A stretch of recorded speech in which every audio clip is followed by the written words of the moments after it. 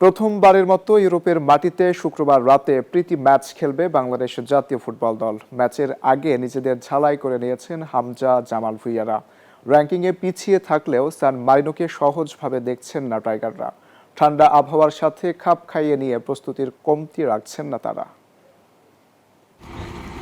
ইতিহাসের প্রতিটি নতুন অধ্যায় শুরু হয় এক একটি সাহসী পদক্ষেপে।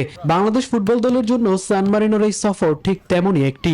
ইউরোপের মাটিতে প্রথমবারের মতো ম্যাচ খেলতে নামবে লাল সবুজের প্রতিনিধিরা, আর সে মুহূর্তকে স্মরণীয় করে রাখতে প্রস্তুতির কোনো কমতি রাখছেন না তারা।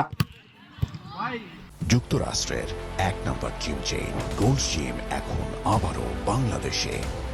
বসুন্ধরা আবাসিক এলাকা ও বসুন্ধরা সিটি শপিং মলে।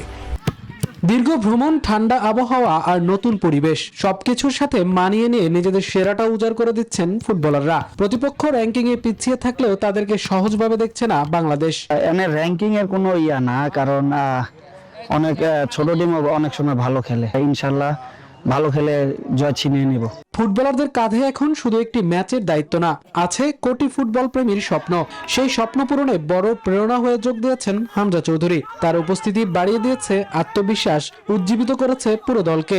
I think echt ook challenging wordt definitely Emi Jamal সব senior players সঙ্গে ম্যাচ এর হচ্ছে different style, so এরা just করতে say inshallah আমি just করতে পারবো। Definitely easy game tonight because after as a বলছো এরা সবসময় বড় কান্ট্রির সঙ্গে খেলে, so এরা used to very high quality। শুক্রবারের ম্যাচটি হয়তো কেবল একটি প্রীতি ম্যাচ, তবে ম্যাচটিকে তুলনামূলক প্রতিযোগিতার ম্যাচ হিসেবে দেখছেন সহকারী কোচ হাসান আল মামুন। সান মারিনোর র্যাঙ্কিংটা আসলে নিচের দিকে, বাট অ্যাজ এ টিম হিসেবে, ইউরোপিয়ান টিম হিসেবে যদি কাউন্ট করি, ওরা কাদের সাথে খেলে এটা ইম্পর্টেন্ট।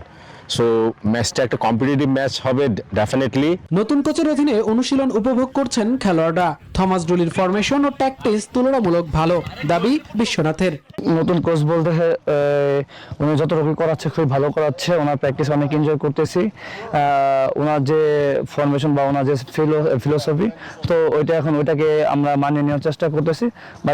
বাদবাকিটা দেখা যাবে যে খেলার দিন বা এখন আমরা কতটা ভালো করতে পারি।